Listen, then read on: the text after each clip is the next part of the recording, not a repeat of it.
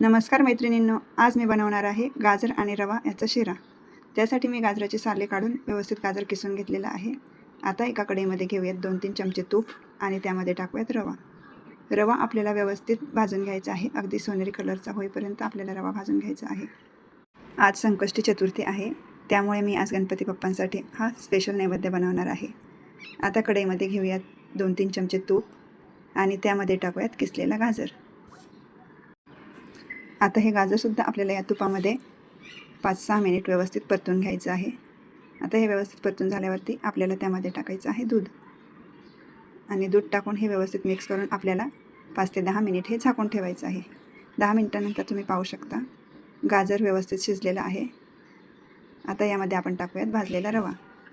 रवासुद्धा आपल्याला यामध्ये व्यवस्थित मिक्स करून घ्यायचा आहे, अजिबात विठुळ्या होऊ द्यायच्या नाही आहेत। आणि आता आपल्याला यामध्ये टाकायची आहे साखरसुद्धा यामध्ये व्यवस्थित मिक्स करून घ्यायची आहे। साखर टाकल्यानंतर हे मिश्रण थोडंसं पातळ होतं। आता यामध्ये मी टाकत आहे वेलची पावडर मी साखरेमध्ये बारीक करून घेतलेली आहे। आता हे आपल्याला व्यवस्थित मिक्स करून हे पुन्हा आपल्याला मंद गॅसवरती 10 मिनिट झाकून ठेवायचं आहे।